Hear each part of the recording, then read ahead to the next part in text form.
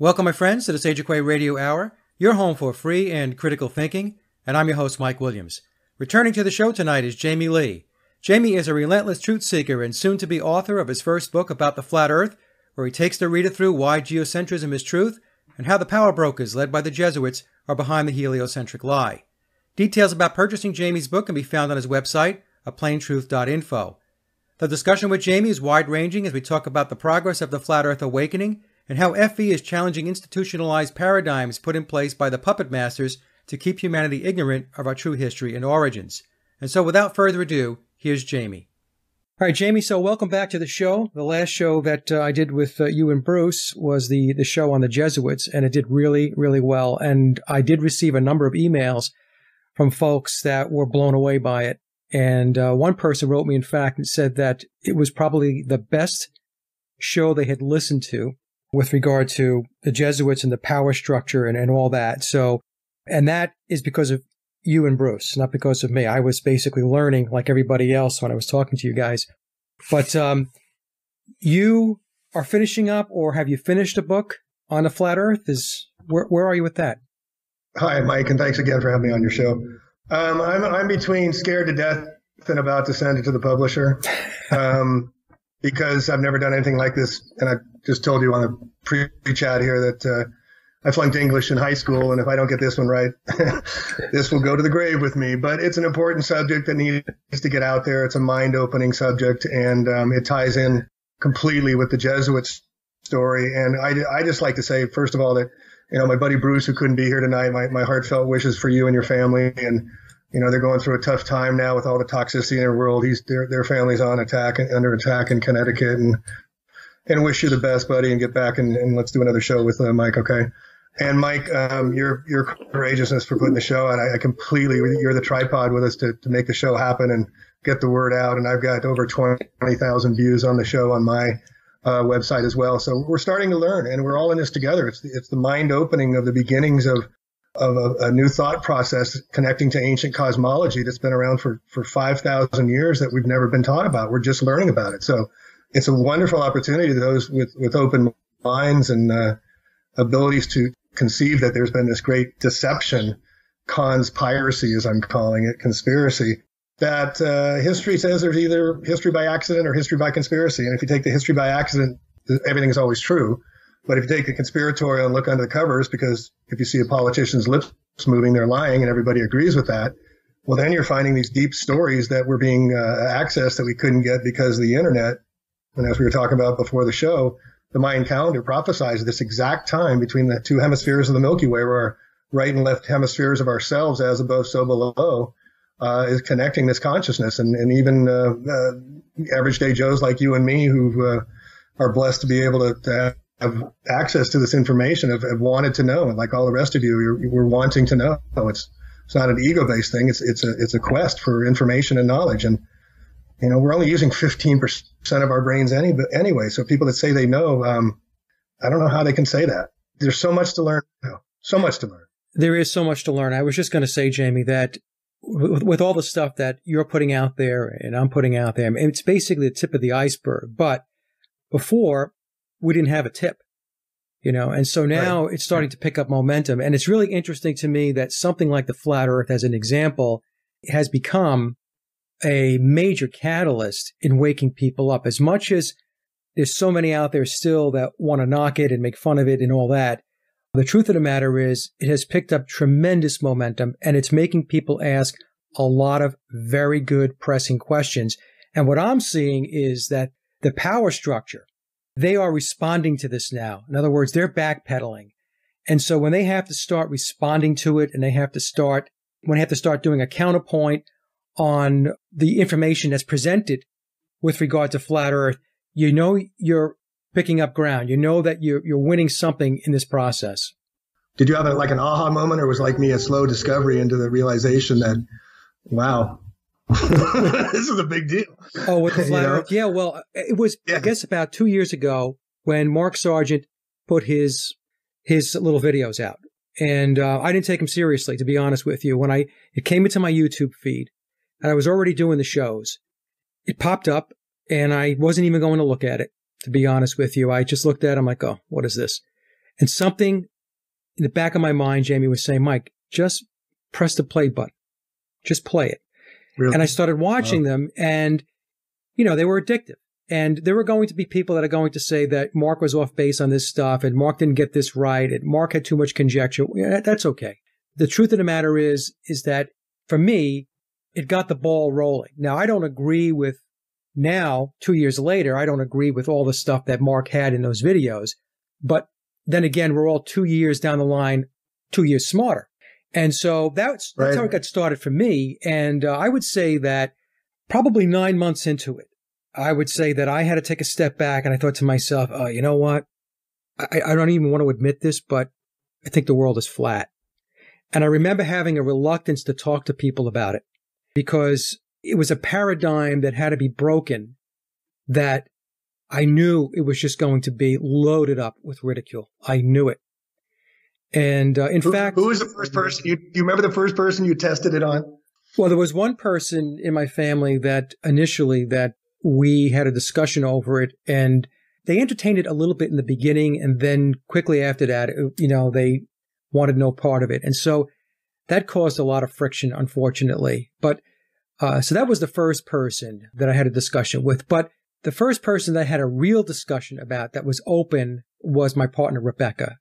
And I remember that I had put in the queue to watch on TV. I use Plex, which is I can queue up YouTube videos and watch them on my television.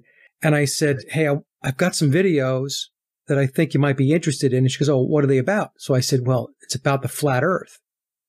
And she just stopped. I'll never forget this, Jamie. She looked at me and she said, Mike, now you've gone too far. So, right. But she did it in a nice way. She had been supportive all the way before that, right? She'd been totally supportive of your work. Yeah. She was very supportive, but the look on her face was very perplexed. I remember that. But look, to her credit, she said, okay, let's watch them. And so we did. And when we did that and afterwards, we started queuing up more and more flat earth material. And now she's completely on board. So it was one of those things where she had an open mind. She was like, okay, look, all right, this doesn't make sense to me. This cuts across the grain. This is not what we were taught. It seems ridiculous, but you know what? I'm going to go with it. Let me see what this is about. And like I said, I have to full credit to her, to Rebecca, for doing that, because there's so many people that won't do it. They won't even touch it. They won't go there. They'd rather throw rocks and ridicule and make fun of the people that are bringing this information forward. Look, I tell people all the time, whether you believe it or not, it's mind-provoking. It's going to get the critical thinking going, or it should, if you're not completely asleep. But even with that logic, you just still can't win people over. They'll just walk from it and think that we're crazy. So what about yourself? Well, yeah, and just to add a quick to that, it's just we're so numb. I call it run to numb with all the bread and circuses and stuff. We don't have room for any new thoughts. And since it's such a brand new thought to us, you notice when you say something to them, I always know right away if I've got them, if they start to laugh. And laughter is kind of like when you don't know what you do is you default to a laugh. Kind of like that. Yeah. so, you can kind of, it's just a practice now to get the word out. It's like inward yoga going out. You're trying to get this out that, once you've learned this hidden secret that's 500 years been kept and you've got the key to it. Now you know it. It's our responsibility, the ability to respond, to get it out there.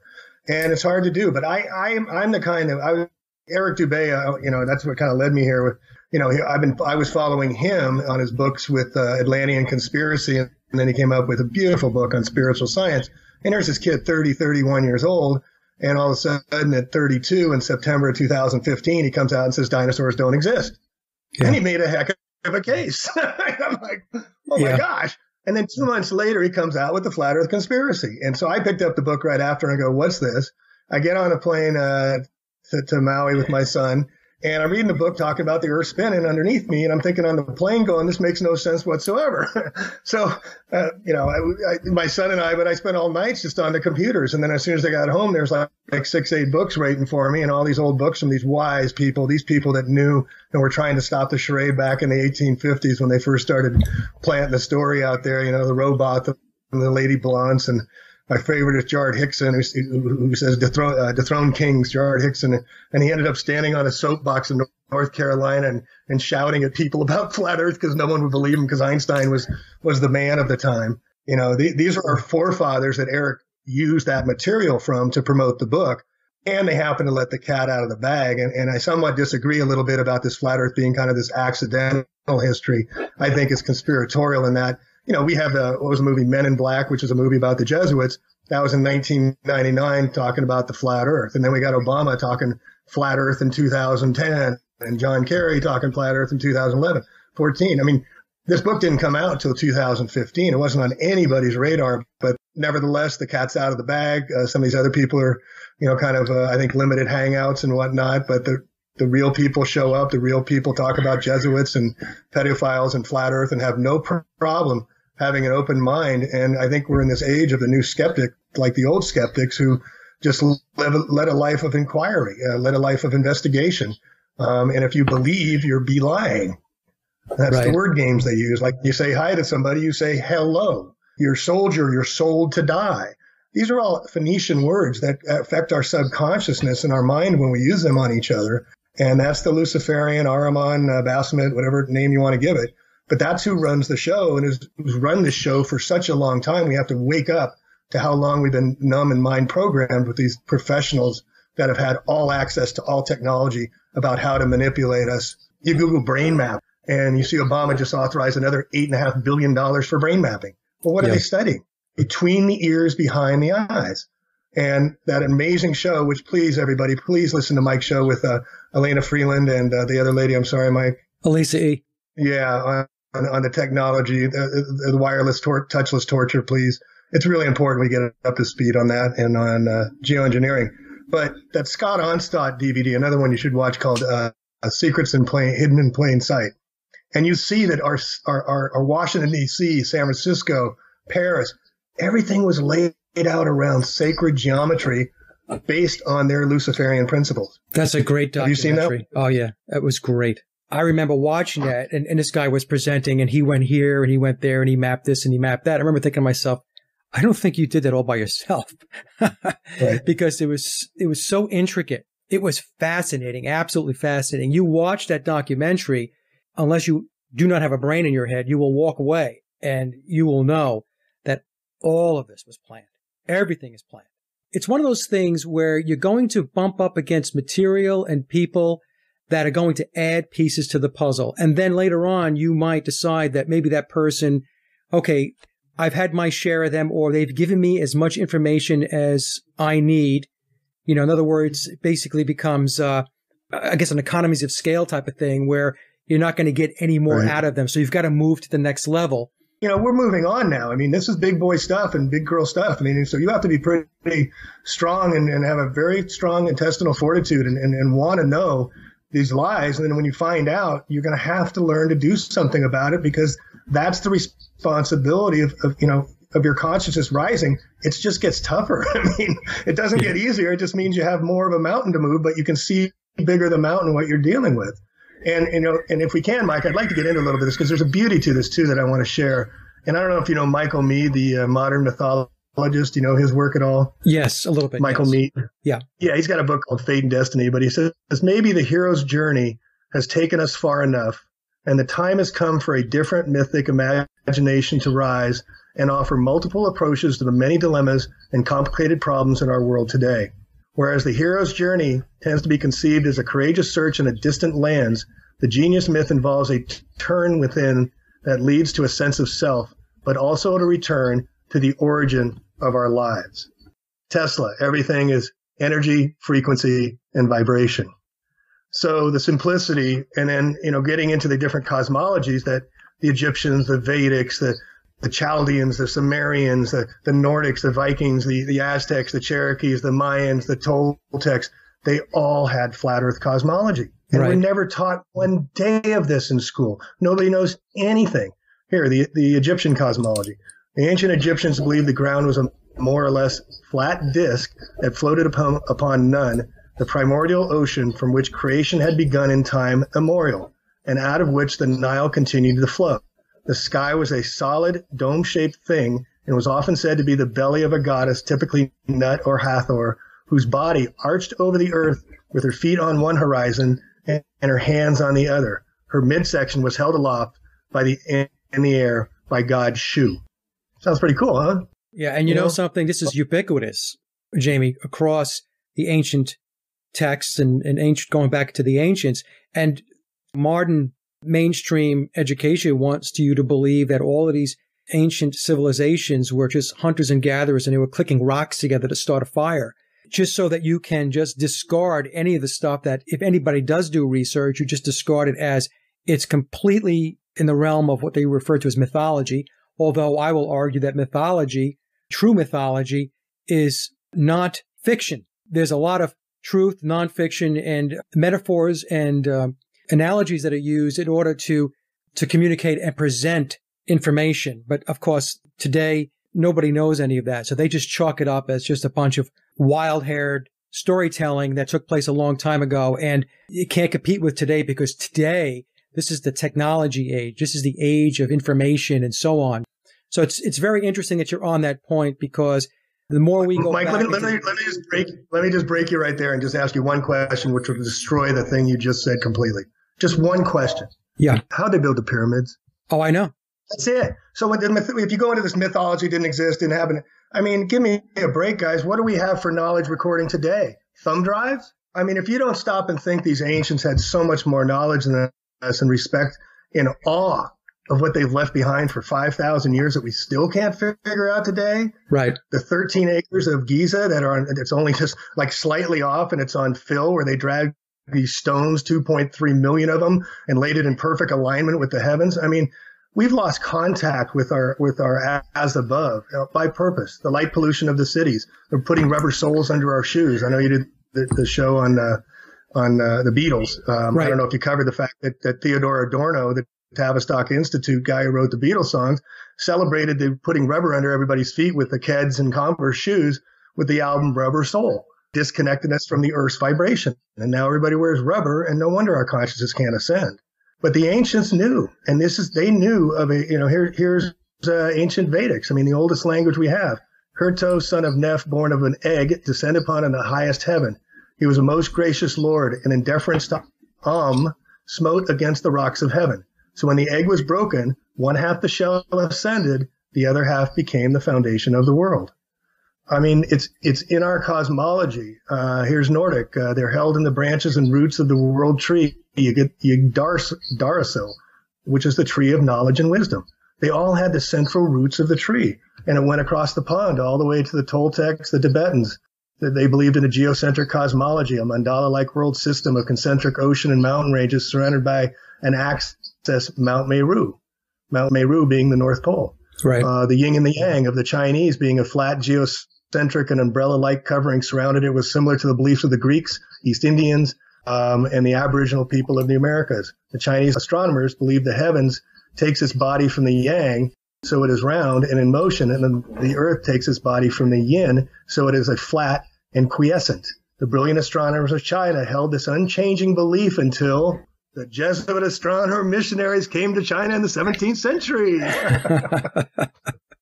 Who would have guessed? But who would have known that the church was in on it all the time? And that's what I'm writing about in my book, covering the 500 years between the story of Copernicus through Newton through Einstein, which all had Jesuit backings. Newton's book, the fourth edition, was a Jesuit writing.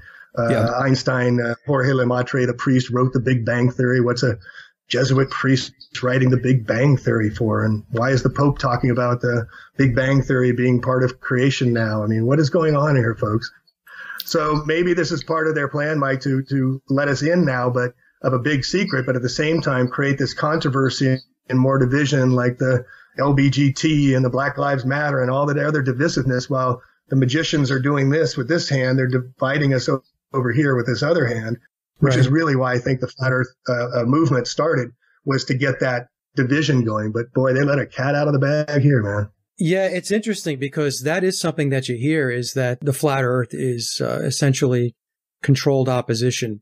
But I agree, Jamie, that the cat is really out of the bag. And people sometimes believe that these people, I'll refer to them as the controllers, that they're infallible, that they don't make mistakes. Now, they're very good at what they do, but that doesn't mean they don't make mistakes. And I think the flat earth is one of those areas where they made a mistake. As far as I think they underestimated the degree in which it would take off.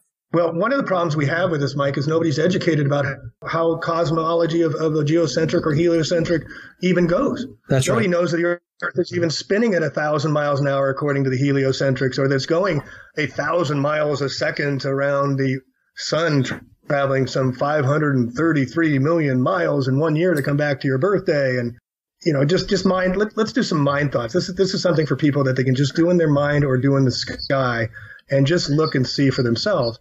And, what kind of intelligent creation would stick something 93 million miles away to warm up a little blue ball? Right.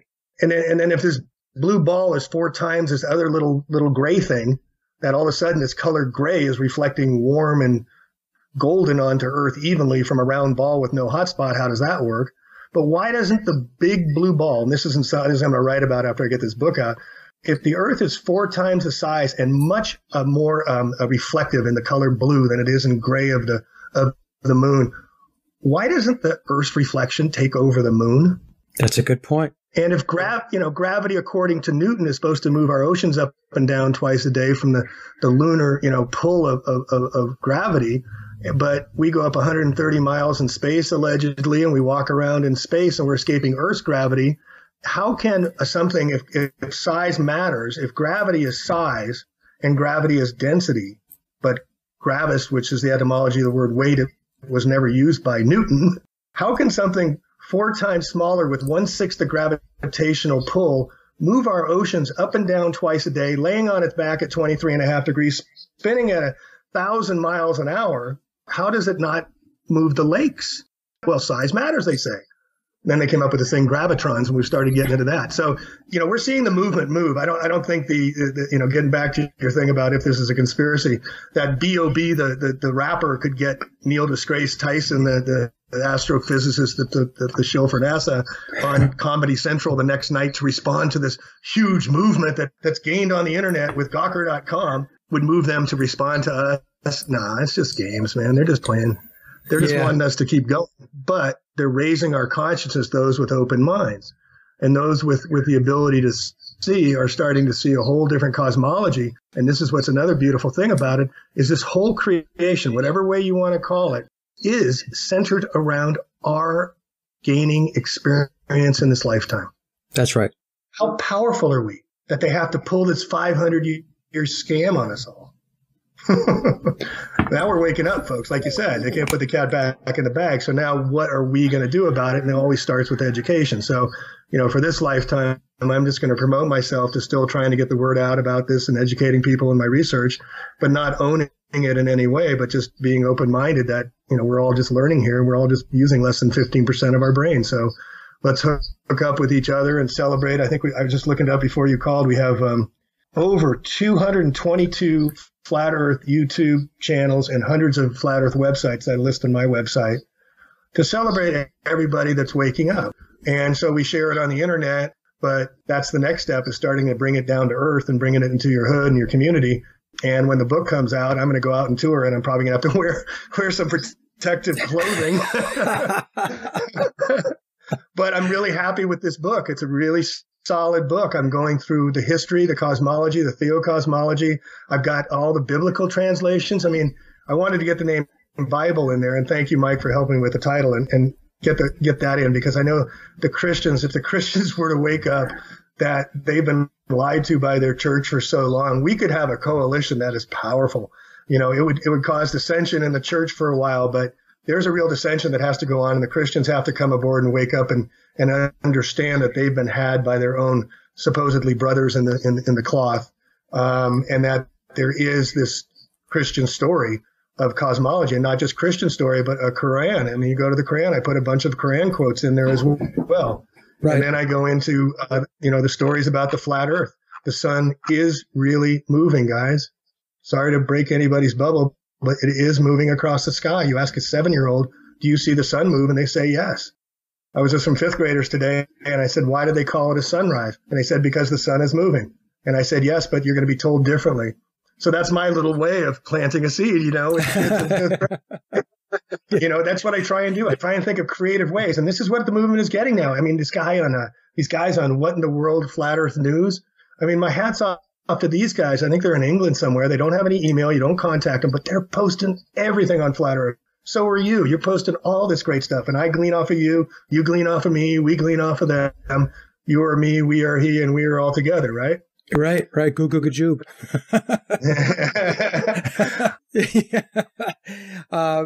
I was thinking about that the other day, Jamie, with everything that's going on, not to digress just a little bit here, everything that's going on in the political arena today, right? I was thinking to myself, the mainstream media is having a lot of difficulty competing with you and me and everybody else that's putting information out there, because by ourselves, we might be small, but coming together collectively, it's not small. And I do believe we've gotten to the point where we are overwhelming them with information, because as more and more people now are waking up. I mean, I could say one thing about this political process that we've been seeing over the last year and a half or so is the fact that people that were completely asleep in a coma, many of them have just shaken their head a little bit and said, well, wait a minute. This is not the way it's supposed to work. We're talking about the whole process, the nomination process, the political process. Right.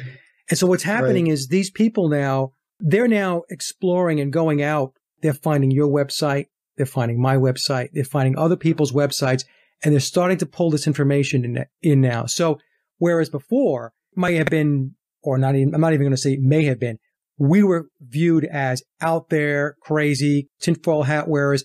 That is crumbling now. And more people are looking at the stuff that you're putting out, that I'm putting out, and others are putting out. So I think what's happening now is, like I said, collectively, we have quite an army of folks out there that are putting information out, pumping it out, and it's starting to have an impact. It's starting to have an effect. I mean, what are your thoughts on that? Well, yeah, and it's exciting to see it grow from, I don't know if you're into Malcolm Gladwell and his book on tipping point and whatnot, where I was in Wall Street for 25 years and playing stocks all the time. So I saw stocks come, go, companies start, come, go. I saw the internet come, go. I mean, come and keep going. So this is happening very much like an organic growth of a consciousness rising in a collective beehive. And it kind of dovetails with when they asked the Dalai Lama, well, who's going to be the next Dalai Lama after him? And he says, well, it might not be someone. It might be someone's mind or someone's consciousness coming together with other consciousness. Yeah. And it's more of this Aquarian type of concept of our minds expanding, but we're not in this earth grounding time anymore. We're uprooted. We're in the mind time of this uncertainty. But in the uncertainty is this awe and wonderment again, where we get back to recreate and recreate and create. And so we're seeing on the internet, I love every day because all these guys are coming out with all these different ways to call bullshit, if I can say it on this show. Yeah. On the heliocentric theory. I was in Wall Street. I can go there if you want. But, it's just amazing to see how creative and all the ways they're just putting it too. And this is the art. You don't see any protest songs anymore. You don't see any anti-war movement anymore, Michael. There's no anti-war movement. Right. And we're $20 trillion in debt. We're in serious trouble. Geoengineering, biggest subject you could talk about, much bigger than flat earth. But in the awakening is this realization that we've been around for a long time and we're just 500 years out of the dark ages. This is the time of a great awakening for those that want to go from the edge of the ocean and looking at those huge waves, but knowing that once they get past those waves, you got open seas, baby. Right. You're going to float your boat like you've never gone before into places you've never gone. So it's only for the courageous that are stepping up now. They're going to get on the back of our work and say, oh, yeah, I've been on flat earth forever. That's the old Gandhi thing. First they ignore you, then they ridicule you. And I think we're at the ridicule stage. And everybody forgets the third out of the four. And the third one is you got to fight. Right. We got to take it to NASA and call them out as being a military operation, which they are supporting the geoengineering program. And NASA was founded by, as you know, Werner von Braun, a Nazi war criminal who came around in the Operation Paperclip through the joints of staff of the United States government with the knowledge of the president, and over 20 years brought in 3,000 of what we call the worst of the worst scientists. And, we're still doing torture today. Yeah. But Werner von Braun ran the Apollo space program. Through Apollo, he ran the Saturn rockets with the big lie. And on his gravestone, he cites, and I don't know the biblical site, but it talks about the firmament. Yes. He was telling you that it was happening. And then the other guy was a guy which nobody really talks about, the first NASA administrator in 1958, which is the same year they shut down the Antarctic when they started finding out that they had a dome on their hands, was a guy named John Glennon, who before that was a movie producer at Paramount Studios, the maker of Star Trek, and before that worked for the U.S. Navy in Connecticut, the underwater lab testing for the U.S. Navy. That was this guy's training to start in NASA. We should also not forget about Jack Parsons, right? Jack Parsons. Well, if you want to get into Disney and Jack Parsons and Alex Crowley, yeah, we can get into that as well. Right, I mean, right. it's all secret societies. It's all these deep, dark states, as we call them. Yeah, they're occultists. Yeah. Well, but George Washington wore the Masonic apron. Right. But where the Jews get blamed for this, we've got to take it over to the Jesuits and how they still have the largest and longest owners of telescopes and observatories since the beginning.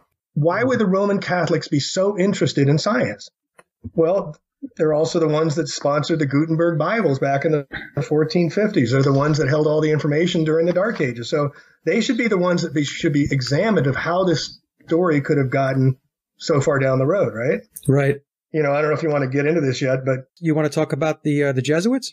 Well, I want to get into the history because I think it's important. I put this together, and I think it's important work to bring the dates, and I'll just go through it fairly quickly. Yeah, go ahead. How deep and how vast the Jesuit influence is on the entire story of heliocentrism from the beginning. So let's start with the telescope, since I was talking about that. Johann Kepler in 1611 first constructed the first telescope since Galileo, and it was constructed with the help of Father Christopher Scheiner between 1613 and 1617.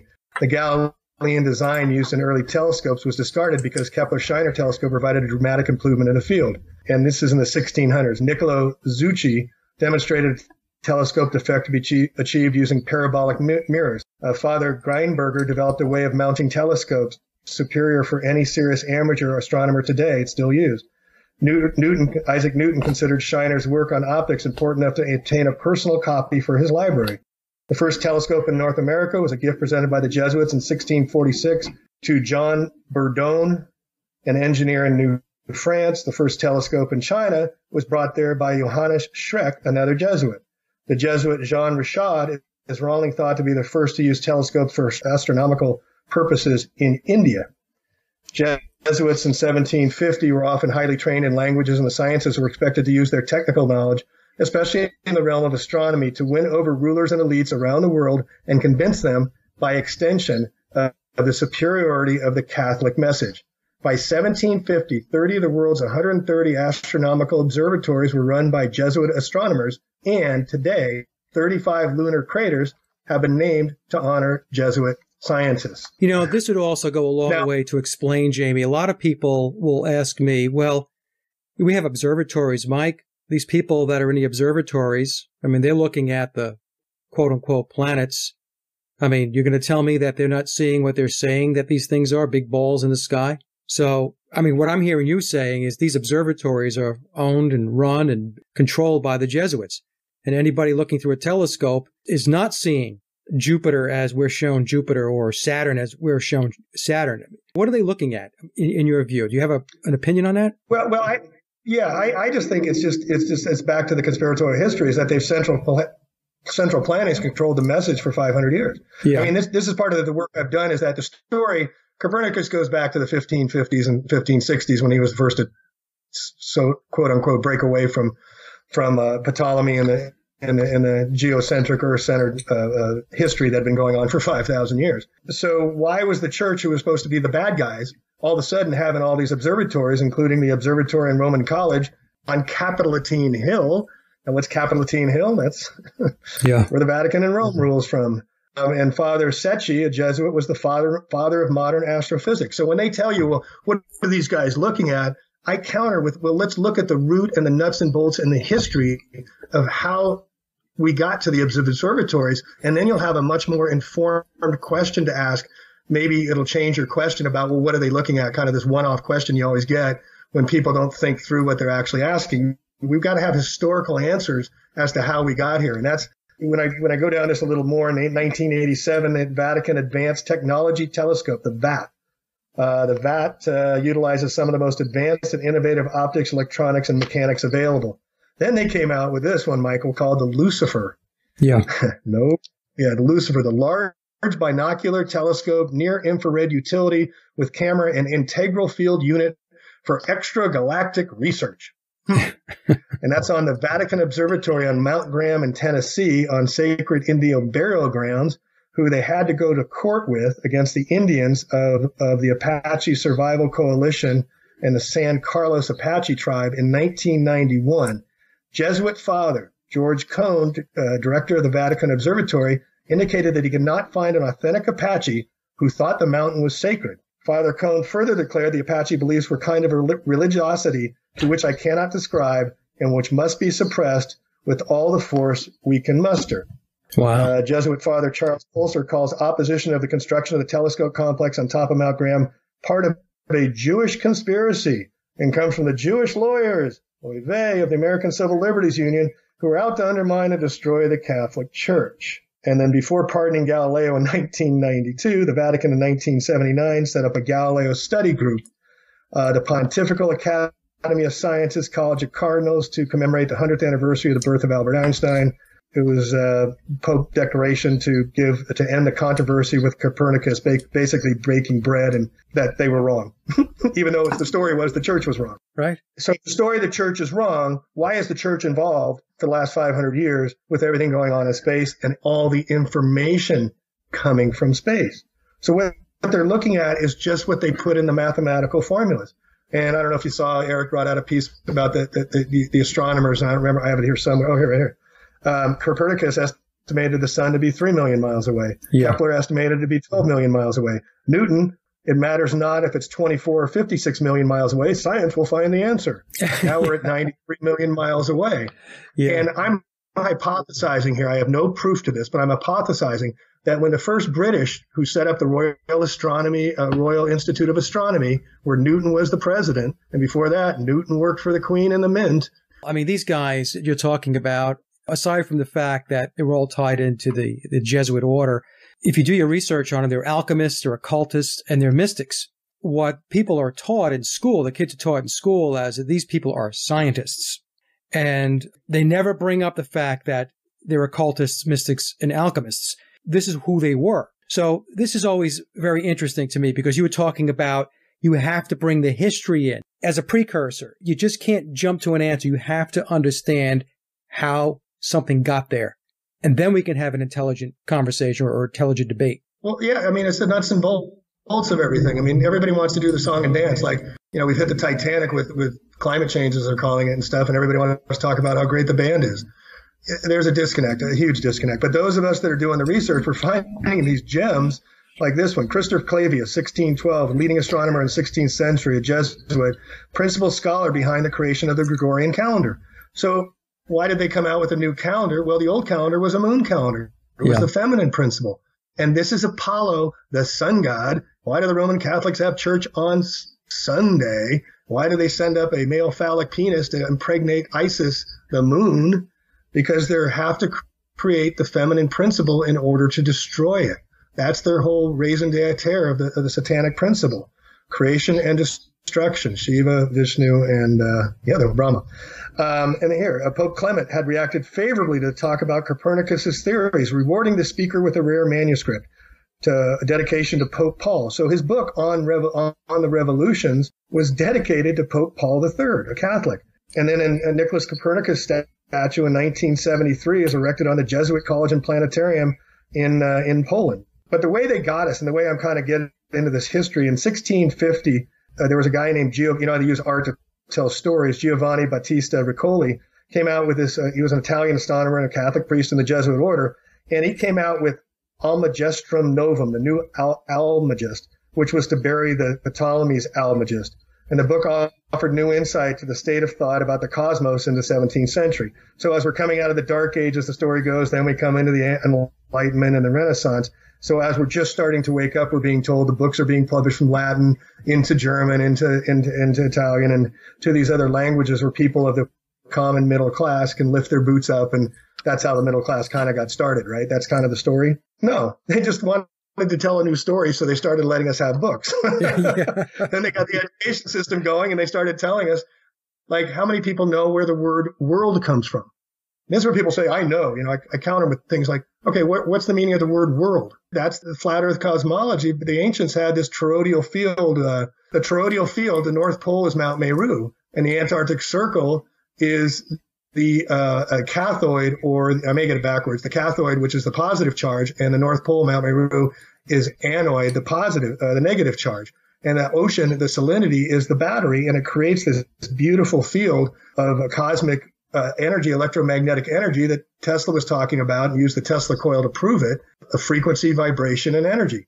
And so they've been hiding the self-empowerment that we're connected to. So they wanted to change the story and get rid of the flat earth story about our cosmology being self-empowerment, self-knowing, and co-creators, as I believe, in my only word you can hear me here is believe, that we're co-creators in this existence and we're here to do our work, that they came up with these two models, and the whole conversation of this front piece of Ricoli's Almagestrum Novum was discussing about whether or not we ran around the sun or the sun went around us. And they totally got rid of, Mike, the whole story about the flat earth cosmology in that one painting. And then there's Tycho Brahe, who had a better elliptical, figured out the elliptical, and he was a Jesuit. All these guys are linked, and then they just buried the contributions that were done by the Arabs. I mean, our math comes from the Arabs, and nobody gives them any credit. And all the constellations, many of the constellations, the Great Bear, the Small Bear, a lot of these are named after great Arabic astronomers. Well, as we went down the road, then these guys started traveling, and in the 17th century, we have guys. These are all Jesuit astronomers. Matteo Ricci, who went to China in missions in the 1600s. Francis d'Aiguillon, a Belgian mathematician and physicist, worked on optics. I mean, I got 20 names here of just the 17th century of these guys who did major work on the heavens of what's going on in the supposedly scientific, proving the church wrong community. Then you got guys like René Descartes, I think Therefore I Am, which introduced 17th century modern rationalism. Well, he entered the Jesuit College of Royal Le Grand at La Fleche somewhere, and introduced into mathematics and physics, and included Galileo's work. The first vaccines, the pioneer of smallpox and father immunology.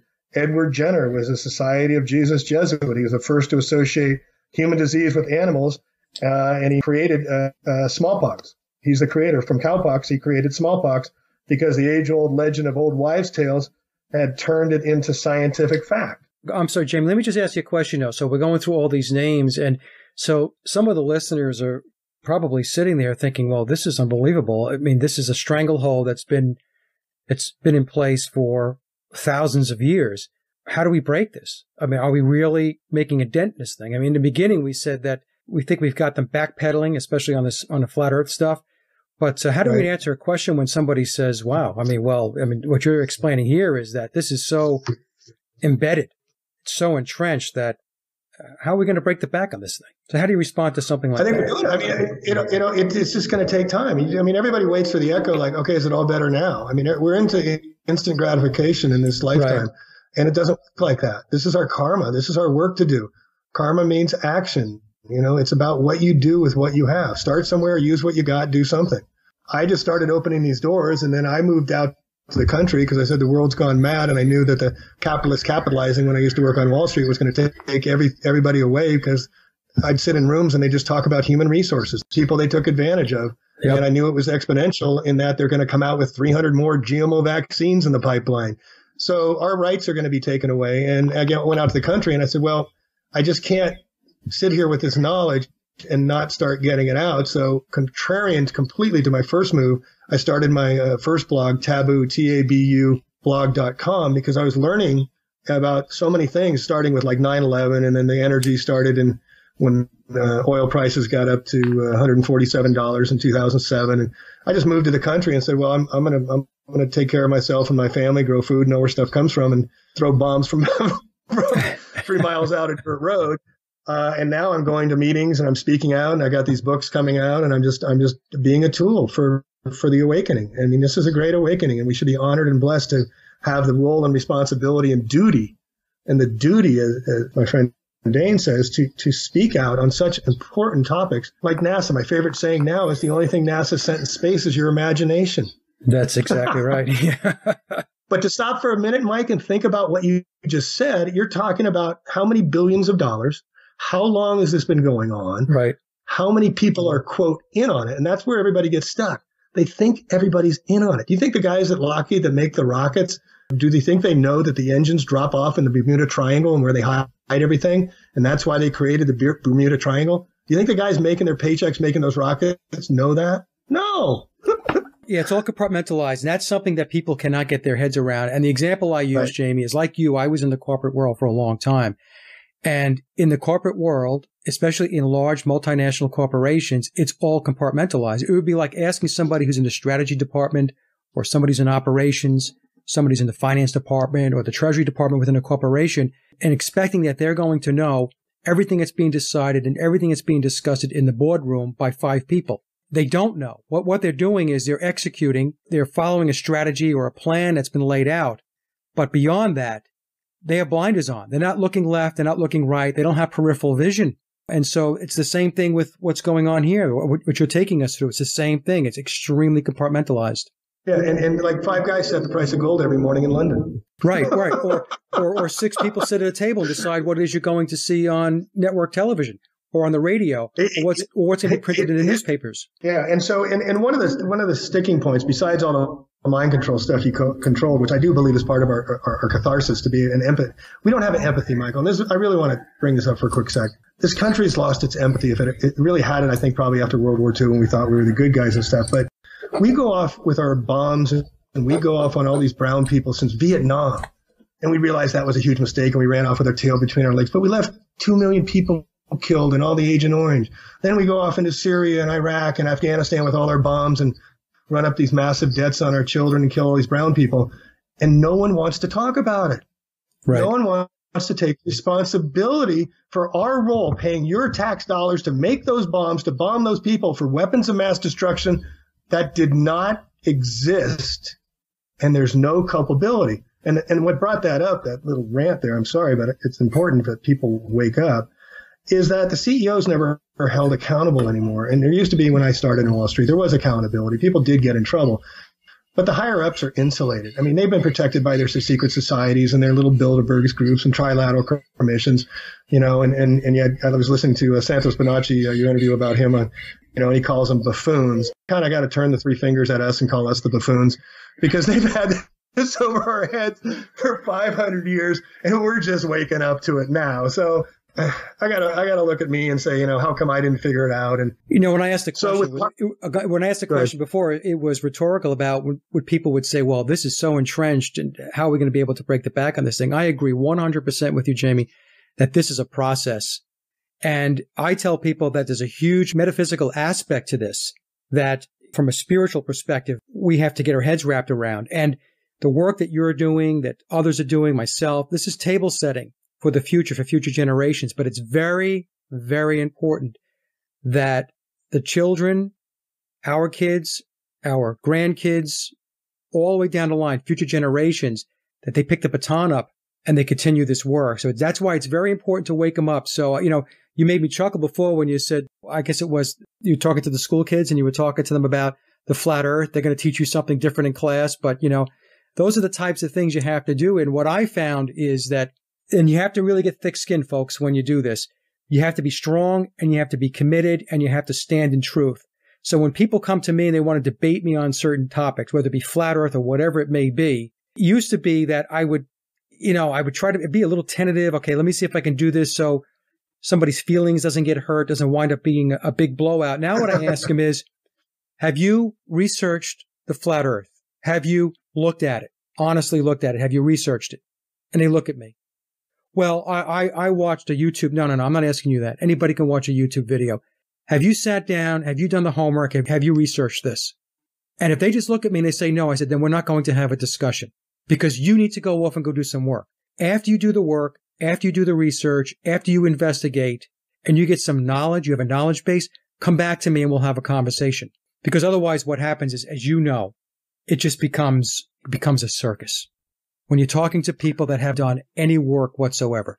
And that's a lot of people, by the way. You're challenging something they never thought of before. Right. And because they were never taught it, you have to default to not appearing stupid.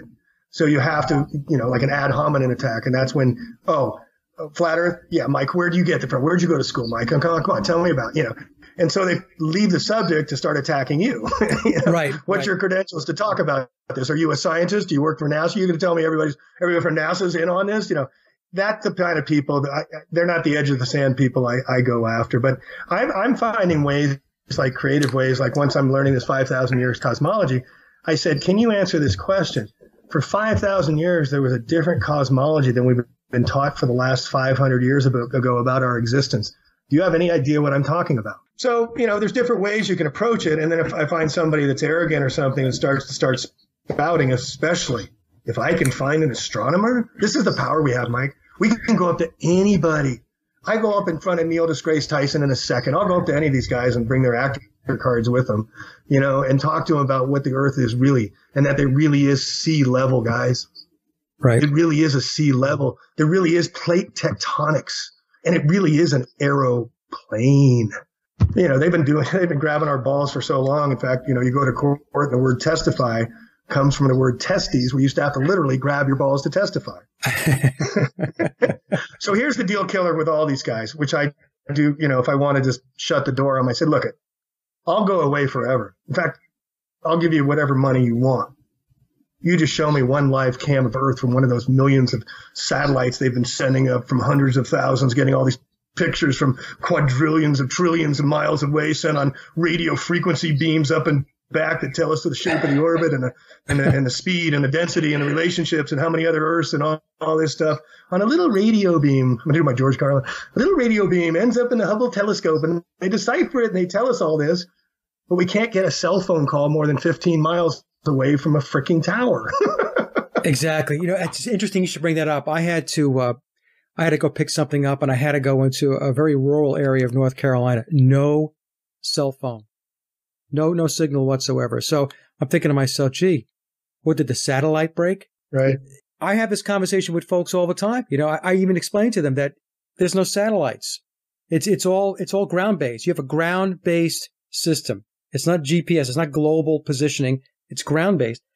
And it's funny, I'm finding, Jamie, though, that when I stick to my guns, which I'm pretty good at, but you've got to do it in a way in which you're not attacking people.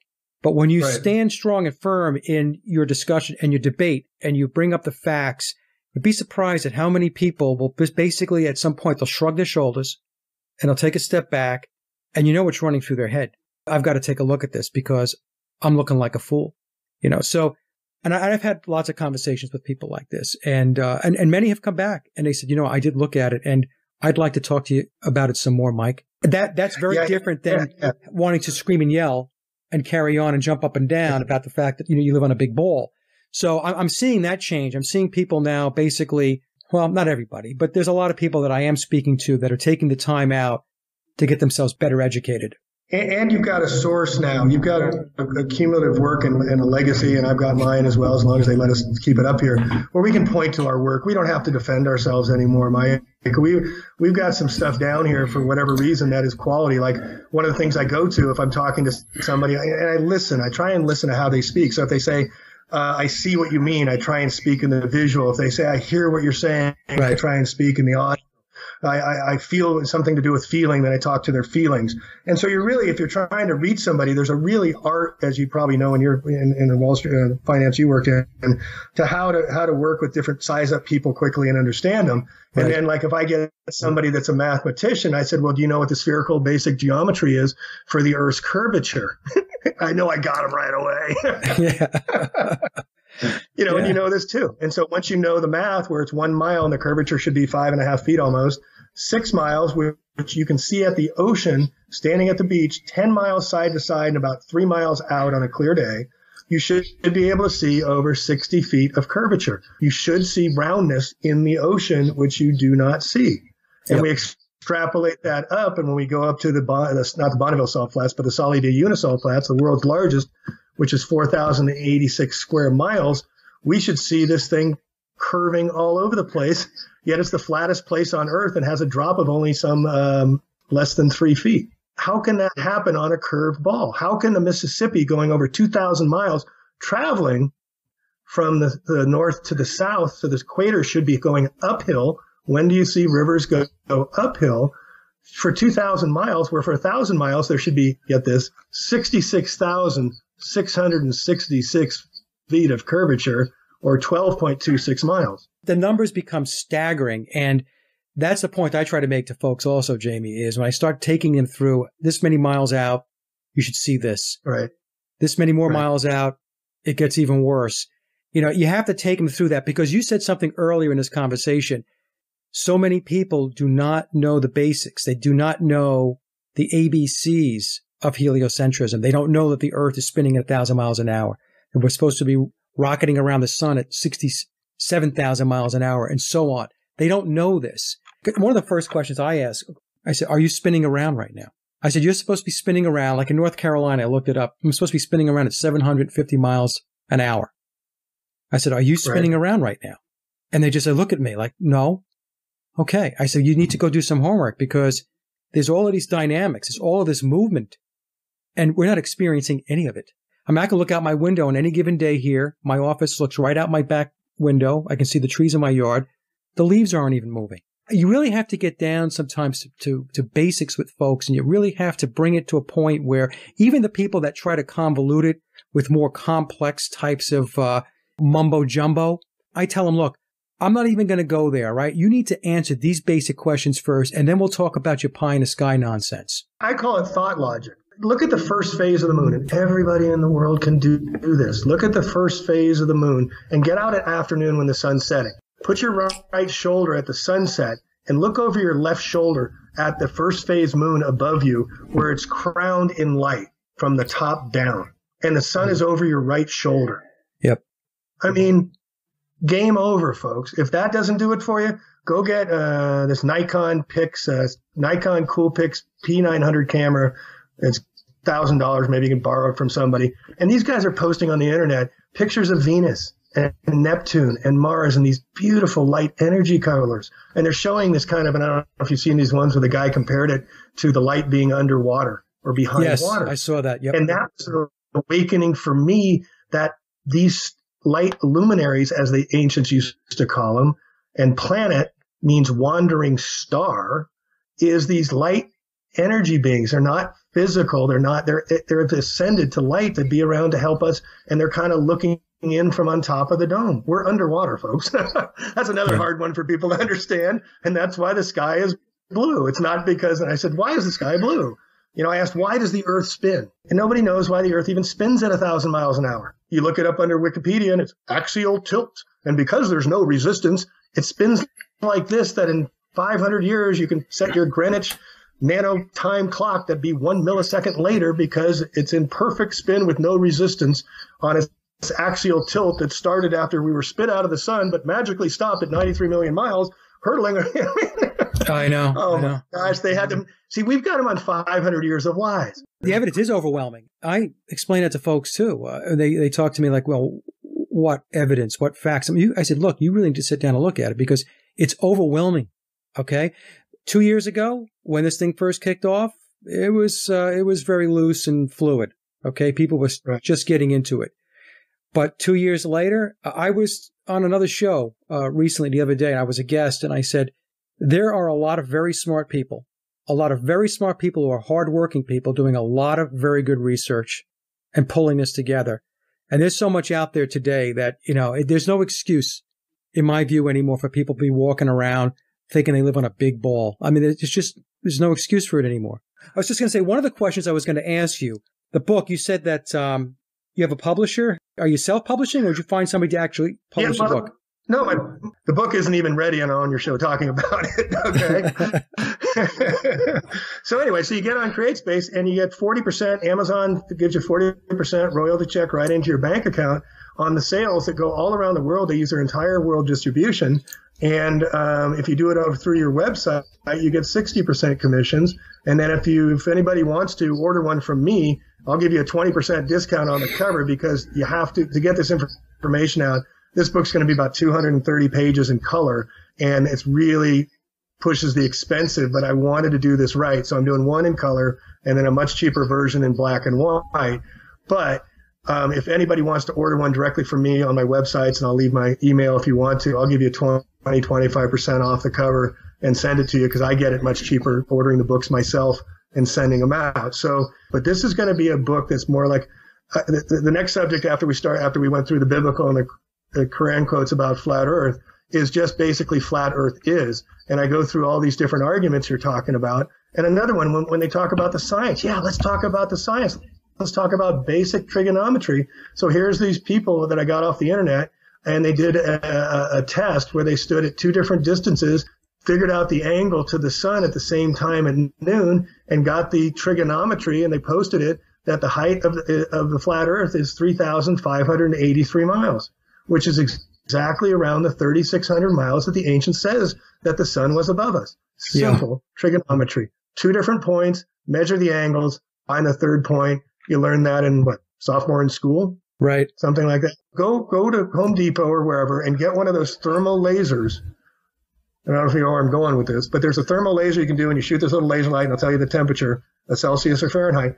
But go out in a full moon and measure the temperature in the full moon, and then go in the shadow of the moonlight and measure the temperature in the moonlight, and it's 4 to 6 to 8 degrees warmer in the shade. How can that be if the moon is reflecting the sun? Yeah. It can't be. There has to be something else going on. The moon's anomaly is what we really can blow up the whole story, because the moon is supposed to rotate and orbit, but we always see the same face of the moon. Well, think about this. If we're always seeing the same face of the moon, and the Apollo astronauts in their vacuum go and land on the moon, and then the moon is supposed to be 200 and 220 degrees, and then they go off a moonwalk for 2.5 hours, how hot is that LEM when they get back in it? Yeah, it's going to be like. These are the questions I ask. And then if you're on the moon and the LEM, and the moon's always facing us, where would you look at as an astronaut to look at your Earth you came from? You'd look straight overhead. Yeah. Right? Right. Yeah. Yep. That's a thought logic, right? Yep. And then in the vacuum of space, which they never defined exactly where that is, well, vacuum is supposed to be a contained, the Faraday is contained in the glass. Einstein's theory of the elevator or the what's the other one he uses, a car, to prove motion. Well, excuse me, Earth is not a car. Earth doesn't have metal around it. And then you go into the system that I went into high school. Well, how do they teach them gravity in high school? And I don't know if you know this one, but they give them the can with water in it, and they have the guy standing in the middle with a rope, and he spins around with the water in the can. And that's showing how its whole motion's in. Yeah. What's the can? Yeah. Right. Yeah. What's the guy standing in the middle? And then Eric brought up another one that's just another mind thought logic. Is the deepest we've ever drilled down is 8 miles with all our technology. How do they know the Earth's core is the same as the sun in a magnetic iron? Oh, yeah. I brought that up on a show, too. It's all made up. It's all made up. It was the Russians, the Soviets at the time. They could only get 8 miles deep. That was it. And the way I read the story, Jamie, was no matter what they tried to do, no matter what technology they used, they could not break past 8 miles. Right. So something, in other words, there's a barrier there. It's the point I'm trying to make, folks, is a barrier there. You cannot break through it. My YouTube channel, plaintruth.info. It was about Admiral Byrd's Operation High Jump. And I just created my own timeline. I just did my own research. Wikipedia has some great stuff. You can glean from it some of the truth from not truth. But, here's this story about this 33-degree Freemason, 1946, right after World War II, 27 million GIs come back. And all of a sudden there's this mass Operation High Jump put together in a matter of weeks where the commander, forget his name, of the Olympus, the task force commander of the entire fleet, said to Admiral Byrd in a terse letter, "I know not which our mission. I know not if my men are prepared. What are we doing?" So 2 weeks before, he's supposed to leave with over 30 ships, including an aircraft carrier, including all these missions down to Antarctica. The Russians are going with them. The Norwegians are going with them. The Kiwis are going. There's this rush. They have to bring ships out of mothball right after World War II. I said, What is going on? So they go down on this 6 to 8 month expedition with 3 task force, the USS Olympus leading the way. They've got these sleds they're going to put up on. They paraded them through all the streets in Chicago and showing how they're going to discover Antarctica and everything like that. They came back, Mike, in 6 weeks. And then all of a sudden a story comes out of Chile from Admiral Byrd saying that he saw UFOs. Right. Yeah, he was attacked by UFOs. 4 months earlier was the Roswell event. Anybody seeing a picture coming in here, folks? But something scared the living bejesus out of these guys. And it was called Operation High Jump, the Antarctic Circle with its ice walls. And so then they created the Antarctic Treaty System in 1958 where no one was allowed to go down there. Admiral Byrd died a mysterious death when he started speaking out, and they didn't like what he was saying. His son just died another mysterious death, Admiral Byrd's son as well. But he was a high-degree Freemason, and while he was down there, he was accompanied by a guy named James Van Allen. Well, how does James Van Allen fit into this? Is in 1961, and then they started Operation Deep Freeze, and every year thereafter, they went down the Antarctic Circle and started installing all the HARPA installations. Found that one. That's a whole other subject. But so they go down to and they find the dome, and all their technical equipment goes haywire, and they had all these deaths down there that weren't disclosed. I'm conjecturing all this. There's not a lot of evidence. It's just kind of circumstantial. But they bugged out, and they came back, and then they went down with all these ships afterwards until 1961, where the United States and the Russians, who were in this massive Cold War, we hate you, and all this stuff, get together and simultaneously take down the nuclear test ban treaty up in the sky. They drop it for 9 months, from June 1961 to November 1961. They did a thermonuclear testings with megatons and kilotons. These were big freaking rockets. They blasted up into the dome, and it was called Operation Dominic and Operation Fishbowl. And Dominic means our Lord in the heavens. Think about how crazy that was. I mean, they were trying to blow a hole in the dome, right? What if they did? Well, you're right. I didn't think about that. Maybe I would think part two, But that's maybe how they did the flood. How they just opened the heavens when we were getting too pippy of ourselves. And psychos. Same thing had happened to Atlantis, and they just bury us under a bunch of water. They just open one valve and we're done. I mean, that's where I think of us, and as far as our maturation of our intelligence as a species. We're not very smart. We've been dumbed down by professionals for a long time, but we're waking up very fast. And so, there's this wonderful story. But they did these operations. They did 49 thermonuclear tests, Operation Bluegill, and they had to do 3 more tests after the ones initiated because they couldn't get through. And I said, how high did they go? How high did they go? So I found the test got detonated. They got ones as high as 6,000 miles before they detonated it. And they detonated down at 2,000 miles. So they hit something and they detonated it. And so they created the Van Allen belt. Then they tell us that the radiation, you can't get through. I remember NASA still telling us today, you can't get through the radiation belt. Why have we never gotten to the moon? Because they can't fake it anymore. Right. It's just too much. I mean, and people should know that when 1969, what was it, July 20th, July 21st, well, I sat in front of the TV. I was 7, 8 years old. You may have been old enough to watch it. And everybody drank the Kool-Aid. Yep, I was there. And you realize, you learn later there was only 3 TV stations, ABC, CBS, and NBC back then, not 500 stations now. And there was one plug. They had to go all through NASA on one telecast that all 3 feeds got it from. And so it was broadcast to the BBC. So everybody saw the same picture from central planning. And this is my point. Central planning has been in charge. And so we have to have what I call new visions of much better ways. We have to be able to come up with these new ideas. But, getting back to Antarctica, do you know it's 10,000 feet of snow down there? Yeah, that's what Byrd said, 14,000 foot peaks with 10,000 feet of snow. It's a big snow block down there, right? Right. The Arctic's almost ice-free, according to the U.S. Navy now, because of all the warmth going on there. Well, think about this for a second. If Antarctica and the North Pole are on their backs 23.5 degrees, and half the time Antarctica is closest to the sun, not only that, it's closest to the sun in January, when on the ecliptic, it's 3 million miles closer than it is in our summertime. So what they're telling us is that the Antarctic, the coldest place on Earth, is closest to the sun by 6 months. And it's got all this snow. And the 3 hottest continents in the south are what? New Zealand, South Africa, and South America. Right. It makes no sense. You got to laugh. It's so stupid. Yeah. And then everybody's, well, you can go to Antarctica. Well, I did it thanks to Jeranism, and a big shout out to Rob Skiba too. And he's got Christian backing, and he does great research. I've learned a lot. That whole story about Admiral Byrd and stuff, that was on Rob Skiba's work. He brought the attention to me on that stuff. But we identified now how this dome theory could have how this whole thing got played all through NASA. And we've identified how they tested the dome and tried and couldn't get out of there. So then what happens in 1963? John Kennedy comes up and starts the space race. All of a sudden, the Russians are the bad guys again, right? How convenient. And here we go. And we've been on this horse ever since until, last year and a half. And those of us, the pioneers, as I call us, are speaking truth to power. And I think it's a genie they can't put back in the bottle. What do you think, I know it's conjecture, but what do you think possibly that Byrd ran into down there that made him scurry back home? The electromagnetic field is so superior in its structure. I believe in Earth guy. I believe Earth is a living being. And I believe her energy force is so great that she can support the mighty oceans above us.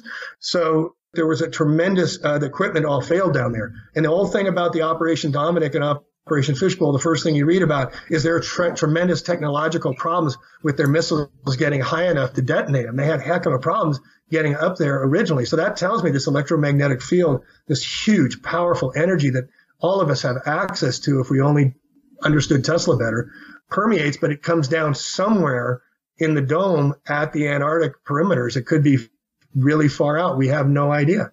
We have no knowledge, but I know that, Byrd came back. I'd love to see Rockefeller's papers back from 1927.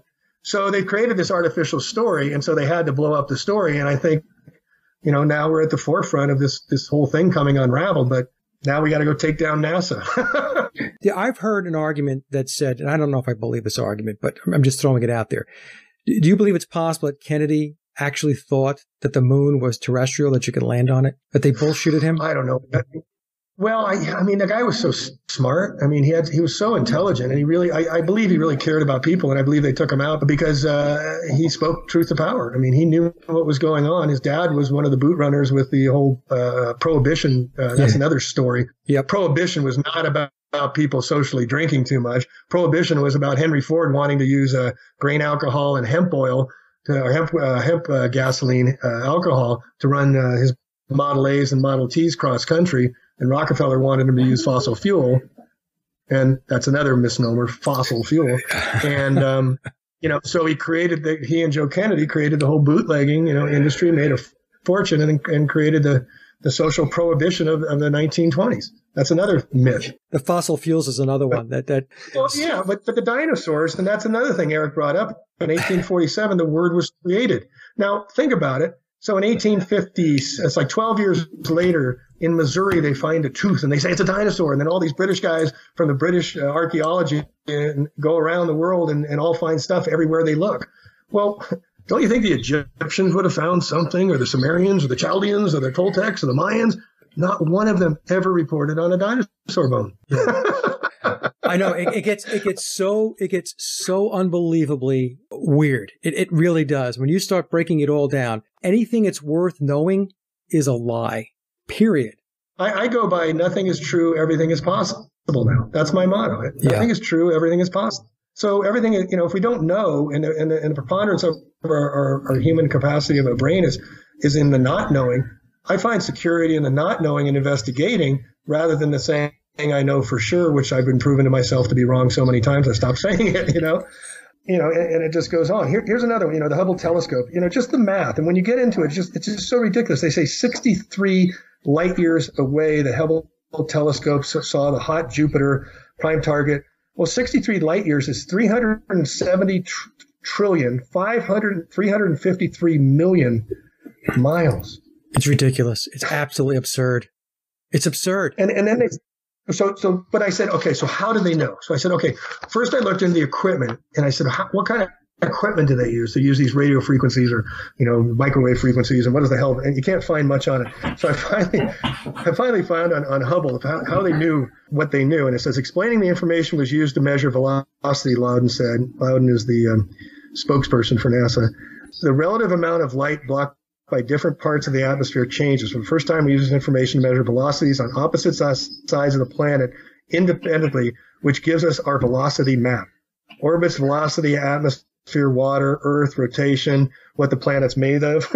And it's going 370 trillion, 353 million miles out, collecting the data and coming all the way back and then telling you everything about its existence. When you think about, Jamie, when you think about the fact that, like you just read that, somebody had to sit down, or a group of people had to sit down and write that stuff and make it up and pull it out of their ass and then put it out there. And when you think about, and I'm not just trying to isolate it down to that, when you think about everything that's out there, that's a lie. Everything. It's mind-boggling what they put out there as far as their science, as far as their math, anything. Just pick something. It really starts to hurt my head. Rockefeller, J.P. Morgan, Guggenheim were the three richest men of the time. They had 30% more wealth than today's Ellison, Gates, and Buffett. But here was their mission statement, the first mission statement. It said, in our dreams, people yield themselves with perfect docility to our molding hands. The present education conventions of intellectual and character education fade from their minds, and unhampered by tradition, we work our own goodwill upon a grateful and responsive folk. We shall not try to make these people or any of their children into men of learning or philosophers or men of science. We have not to raise up from them authors, educators, poets, men of letters, great artists, painters, musicians, nor lawyers, doctors, statesmen, politicians, creatures of whom we have ample supply. The task is simple. We will organize children and teach them in a perfect way the things their fathers and mothers are doing in an imperfect way. We're just human resources since the 1900s for people, and it's hard for people to understand that. Yeah, or they call us human capital. That's another nice, warm, fuzzy term that they use. We were talking about making this stuff up. If I'm not mistaken, wasn't it Arthur C. Clarke that first came up with satellites? He proposed satellite communication. That was in 1945. Right. So, the science fiction, they create them, and this is what they do. And if you get into a lot of these guys that are scientists that work their way up and they do their science projects and they win the state and they win the nationals, immediately they're contacted by the U.S. Naval Intelligence, immediately out of high school. I mean, they go after these guys very early in life, get them indoctrinated. It's just like working their way up through the Freemason societies. They think they're doing good. They think they're doing great until they start getting stuff on them, some little dirt on them, having them, little escapade with one of their plants to get some stuff on them, and then they own them.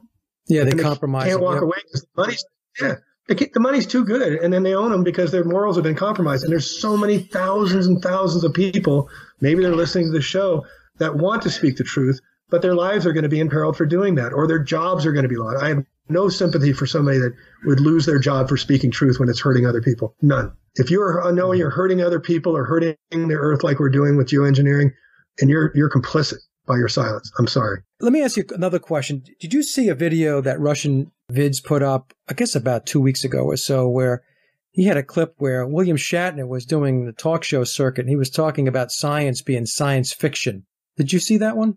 No, I didn't, but he exposes a lot of that stuff, and I like his work. Yeah, I mean, it was interesting. I pull his stuff onto the blog every once in a while, and there was 3 different occasions where they had, for those folks that don't know, that you've been living under a rock, William Shatner is Captain Kirk from Star Trek. And yet it was he was doing 3 different interviews, and he was comparing science to science fiction.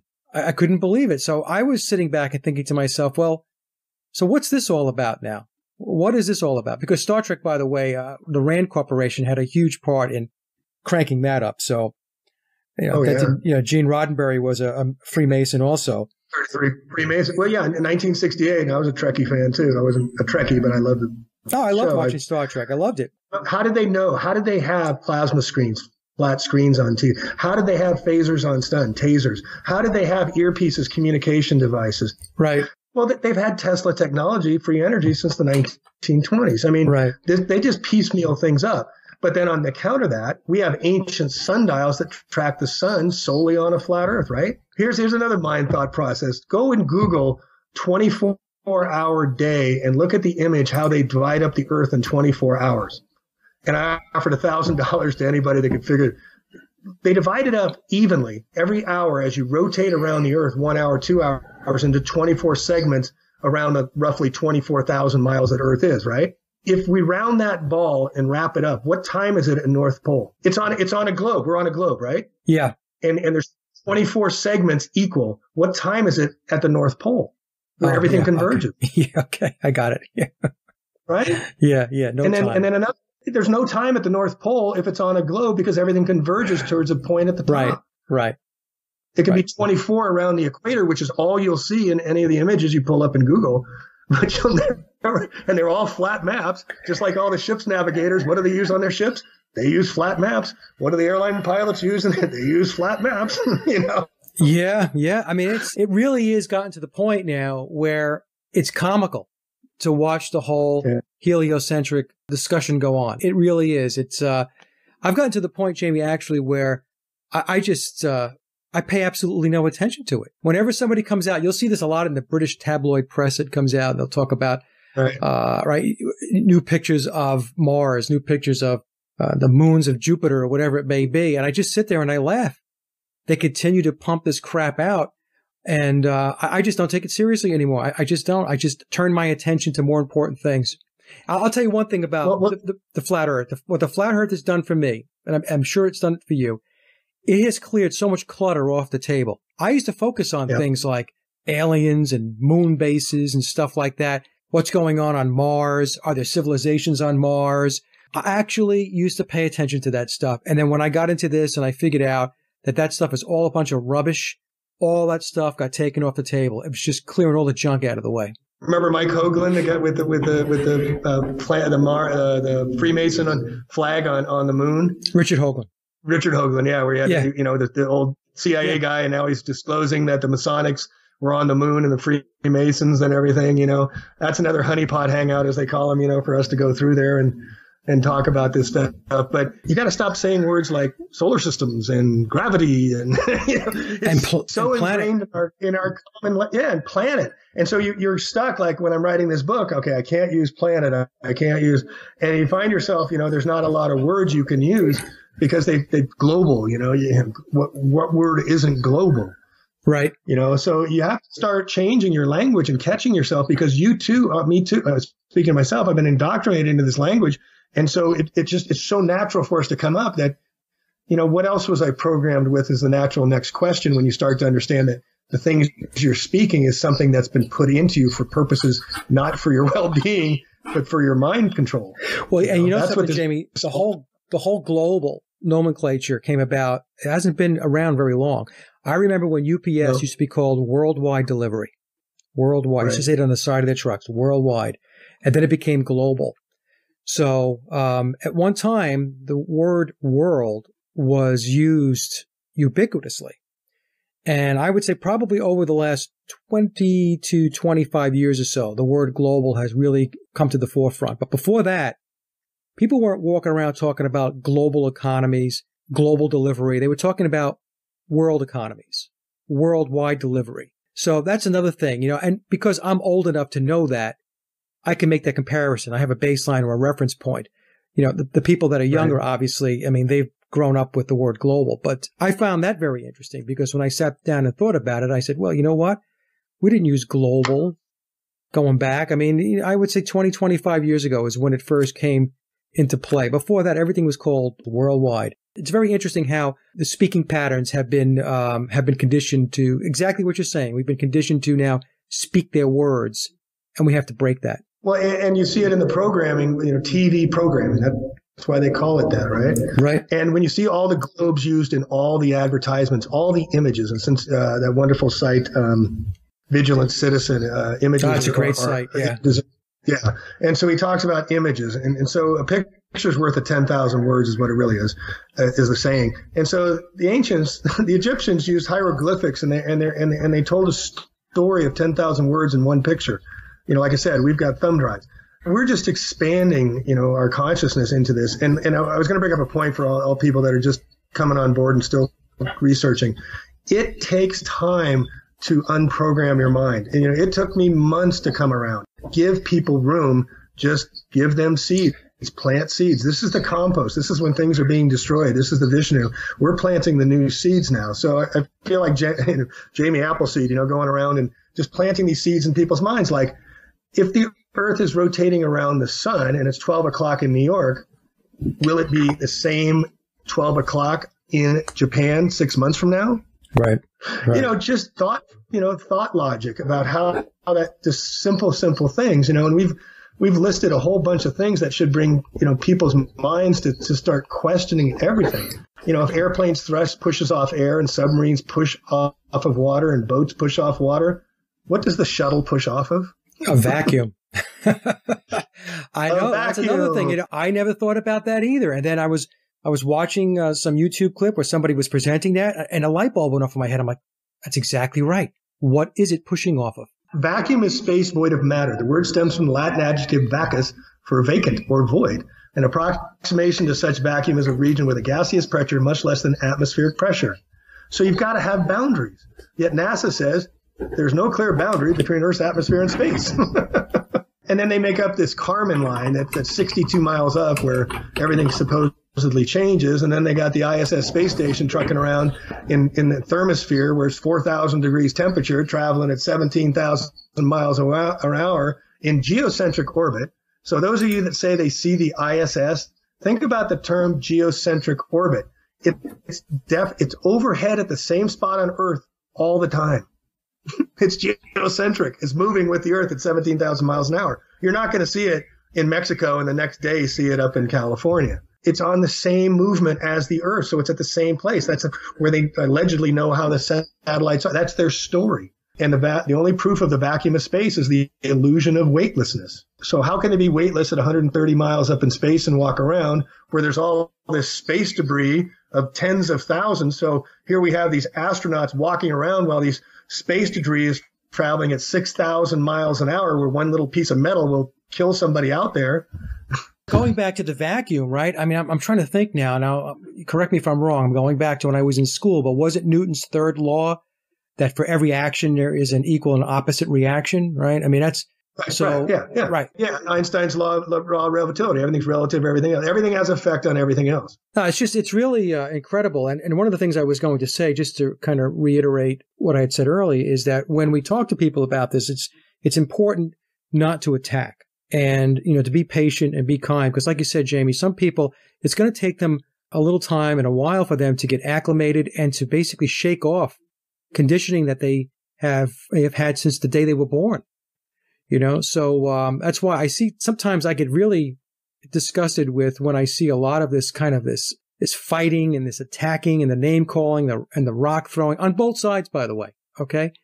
And I know one side likes to say the other side does it more, but that's a bunch of nonsense. I mean, they're both doing it and they're behaving like a bunch of children. So you have to sit down like adults, mature adults, and you have to have a civil discord. You have to be able to talk about this in a way that is conducive. It's productive to raising your IQ versus getting down into the gutter and trying to slug it out. So I just want to, I know I'm going off on my soapbox there, but I see that so much. Think about what you're challenging in people's minds. You're challenging all the visions they've had from space, all the wonderment and awe that we're in this huge, massive world of billions and billions of stars and planets and solar systems and this big expansion. And we're part of this massive whole, and we've seen it on TV, and we actually met an astronaut once, and I went to NASA and I saw the Apollo. You're blowing that whole thing up in one try.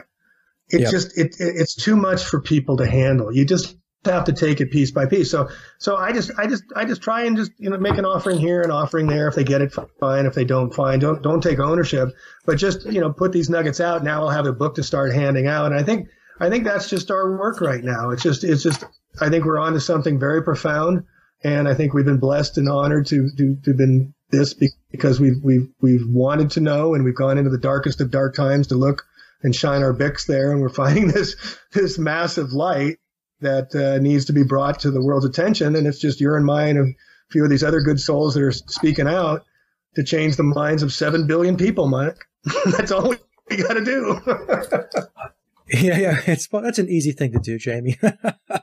Well, but we start with our children. I talk to my son now, and he's, it's flat on the license plate, and the kids are calling him out at school. What does that mean? So I said, here's, I have an apple farm. And I said, we're making a new type of apple. It's a flat, hard apple cider. If you don't feel comfortable, tell them that. I said, but if you're going to talk to them about what we're talking about, you need to know what you're talking about. So let's sit down and do that when you're ready. And so I just made that offering to my 10-year-old to not get him in the middle of this, because we can have others, you can have your lives destroyed. I lost a marriage over going down this hole. I've lost a lot of good friends. My family doesn't speak to me much anymore. It's part of the consequences of the truth movement. You have to give up some of this material world to gain a higher consciousness of this higher knowledge. And then when you have it, you can't sit on it because it's going to eat you alive. You've got to talk it out with others. And like you say, be patient. Give them room. Don't be holding that they have to get it because you need them to get it. If you think like that, you're going to not get anywhere. It's going to eat you up. It's just an offering. And that you have that knowledge over somebody else and that you know more than somebody, don't hold that over their heads. Don't talk down to them. Right. Everybody should have an equal opportunity to this information. And so when I get on my comments on my websites, I get attacked all the time. And I simply go, well, what do you agree with in the flat earth? Since you have so many disagreements here, here, and here. And when I don't get a response, I just say bye. You know, we have to find some middle ground in order to have a conversation if you're on one side of the fence and I'm on the other. So I'm looking for some middle ground. And if you're not going to show me any middle ground, well, here's my website. Just check it out for yourself. The biggest mistake I made, Jamie, in the beginning was thinking that because I had stumbled on to something and I was doing the research, it piqued my interest, that other people would be receptive. That's the biggest mistake I made. I learned the hard way, you know. Because you believe in people. You want to believe that we want to do the right thing, right? So we believe that people want to know. And that's, I think, a trap for us activists, is thinking that people really want to know. It reminds me of the movie with Jack Nicholson, A Few Good Men, when he said, "You can't handle the truth." You know, I think the Tom Cruise character said, "All I want is the truth." And Nicholson's character said, "You can't handle the truth." And that's really how a lot of people think. So I agree with you. Well, but if he did, it's too scary for them because it goes up against everything we've been taught and everything we knew, and our parents and all the people we've had respect for. And then you're like, you're in your own world. You're like, I don't look at the world the same way anymore. Now that I have all this information that I've learned, I empathize with some of these great thinkers and guys like these guys in the 1850s, like Samuel Rowbotham, who went around for 8 years on the lecture circuit. And these guys were, these are our heroes. These are guys who were speaking truth to power 150 years ago. We're just climbing on the backs of Charles and Marjorie Johnson and some of these other great people, the terra firma guy, David Wardlow Scott. Those are the Hall of Fame flat earthers, and those are the guys we need to, and here's the other thing, Mike. I don't know about you. You can look on your statistics and see what the regions are around the world of people looking at your stuff. You ever do that? Yeah. On A Plain Truth, it's 83%, 85% men. Yeah. And my conjecture is when I talk to women about it, their comment is like, so how does that affect me? There you go. How does it affect my family? How does that affect what's going? Why does it matter? I hear that a lot. So why does that matter? It tends to come more from women. Men get in your face and want to challenge you, and then when they find out they have no idea of what they're talking about, you can't slam them. But women, they want to make sure that everything's going to be okay. That's the nurture nature of them. And bringing this up, you're bringing up this really ugly truth about who we are, but this beautiful truth about who we are.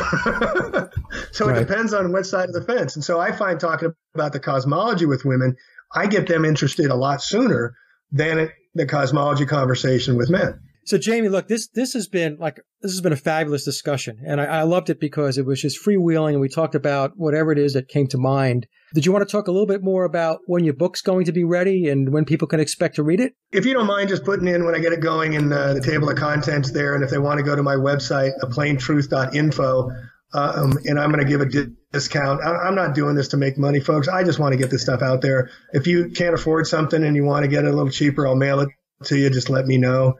But it's at APLANE truth, TRUTH.info. I don't know where you're going to be airing this, but I'm just sending it in for the first proof to start go over. So it's going to be about another 3 weeks or so. And then I'll try and start reading some of it on the YouTube channel as well. But hopefully it's something to raise our levels of awareness that we really are a being that we're not aware of how powerful and how beautiful we really are. And this comes from that great fall in our healing. I think this will heal a lot of people to understand that all this cosmos of creation, what I call theocosmology, is so centered around us. The stars really do revolve around us, folks, having a spiritual experience in this physical body. Onward and upward. What will we learn next? But, this thing is not going to go away, and I think it's just going to expand. And, I join the ride and salute you, Mike, and look forward to having more of these conversations. Oh, anytime, Jamie. It's my pleasure. You do some great work, and you know that, and I've told you that before. And so we're just going to have to keep going. That's it. I mean, there is no turning back. Like I tell folks, once you learn the truth, no matter what it is, whether it be the flat earth or anything else, there's no going back. Traveling is not going and seeing new places. It's seeing the same thing with a new set of eyes. And I think that's where we're at in our travels, is we're seeing, new wonderful expressions of this wonderful creation we're involved in. We've just got some serious dishes to clean. And that concludes another Sage of Quay interview, and I hope you enjoyed the discussion as much as I did. Links to my guests' websites and social media are listed in the show notes below. And as always, I'd like to thank everyone for listening and visiting the blog. You can get to the blog by typing in sageofquayradio.blogspot.com or simply head over to our hub website at sageofquay.com. Also, if you get a moment, please visit laboroflovemusic.com to listen to my album, Leaving Dystopia. And remember, live in truth and always serve creation. It's really that simple. See everyone next week. Be safe, enjoy, and God bless.